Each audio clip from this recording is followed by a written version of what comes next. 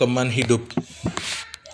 Saya sering menceritakan kepada anak perempuan saya, Lauren, kisah pertemuan saya dan ayahnya, dan juga tentang masa pacaran kami. Sekarang, saat dia berusia 16 tahun, dia cemas karena dia menyadari bahwa teman hidupnya mungkin yang duduk di sebelahnya dalam kelas atau mungkin yang mengajaknya berkencan. Tapi dia belum bersiap benar untuk membuat komitmen sebagaimana yang dia lakukan kedua orang tuanya belasan tahun yang lalu. Saya berkenalan dengan Mike pada tanggal 9 Oktober 1964. Mata kami berpandangan malu-malu dari kedua ujung beranda di pesta Andrea. Kami saling tersenyum dan akhirnya mengobrol semalaman berdua tanpa diganggu orang lain. Usia saya waktu itu 11 tahun dan Mike 12. Kami resmi berpacaran 3 hari kemudian dan putus setelah melewati masa sebulan yang kacau. Berbulan-bulan kemudian, Mike masih mengundang saya hadir di upacara perayaan penobatan anak Yahudi 13 tahun menjadi seorang dewasa dengan segala tanggung jawabnya dan bahkan mengajak saya berdansa. Bertahun-tahun kemudian, dia mengatakan bahwa meskipun waktu itu saya memakai kawat gigi, kaki saya kurus, dan rambut saya melambai-lambai, dia menganggap saya cantik. Mike dan saya punya banyak teman yang sama dan kelompok main kami di sekolah pun sama, sehingga kami sering bertemu selama beberapa tahun berikutnya. Setiap kali saya memutuskan pacar saya atau patah hati, ibu saya selalu berkata, "Jangan khawatir, nanti kamu akan jadi juga sama Mike Live." Saya selalu menjerit, "Tidak! Kenapa sih mama selalu bilang begitu?" Ibu kemudian mengingatkan saya bahwa saya sering menyebut-nyebut Mike saat mengobrol dan bahwa Mike seorang anak yang baik. Akhirnya, saya masuk SMU dan sekolah itu penuh dengan pemuda tampan. Saya sudah siap, peduli amat kalau Mike mulai berkencan dengan sahabat saya. Tapi, saya bertanya dalam hati, mengapa hal ini lambat laun membuat saya gelisah? Mengapa kami jadi sering mengobrol saat menunggu bus?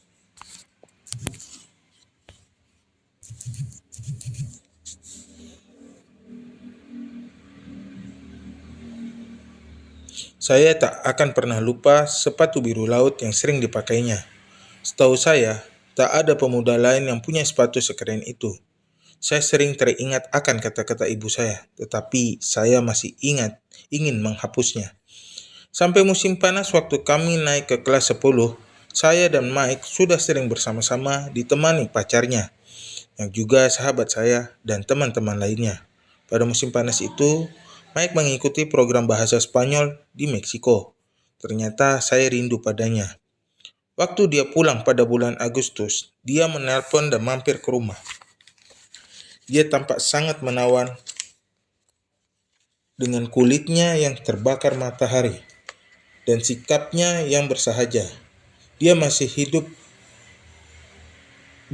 belum bisa berbahasa Spanyol sepatah kata pun, tapi dia kelihatan keren sekali. Waktu itu tanggal 19 Agustus 1968, saat kami berpandangan di luar rumah saya dan kami sadar bahwa kami memang ditakdirkan untuk bersatu.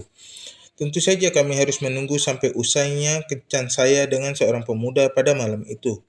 Saya mengatakan teman kencan saya bahwa saya akan memulai pacaran dengan Mike, sehingga saya harus cepat pulang. Kemudian Mike berkata pada pacarnya yang kadang putus, kadang bersambung itu, bahwa mereka putus lagi dan kali ini untuk selamanya. Kami merahasiakan hubungan kami sampai bisa mengumumkan dengan bangga pada pesta berikutnya. Kami datang terlambat dan dengan menatap mengumumkan kepada teman-teman bahwa kami resmi pacaran. Tidak seorang pun yang tampak terkejut saat mereka berkomentar. Akhirnya, setelah lulus SMU, saya melanjutkan kuliah. Saya hanya tahan 10 minggu di universitas itu, lalu pindah ke universitas yang lebih dekat ke rumah saya supaya bisa selalu berdekatan dengan Mike. Pada tanggal 18 Juni 1972, kami menikah. Usia 19 tahun dan Mike 20 tahun. Kami membangun sarang cinta kami di asrama untuk mahasiswa yang sudah menikah. Saya menjadi guru pendidikan khusus, sementara Mike melanjutkan ke sekolah kedokterannya. Sekarang, 25 tahun kemudian, saya tersenyum pada anak perempuan kami yang cantik bernama Lauren, dan anak laki-laki kami yang tampan bernama Alex. Meskipun warisan orang tua mereka mengubah pandangan mereka tentang jalan cinta di SMU, mereka tak akan pernah khawatir. Orang tua mereka berkata, jangan terlalu dipikirkan, itu hanya cinta monyet. Kisah dari Frank Lab.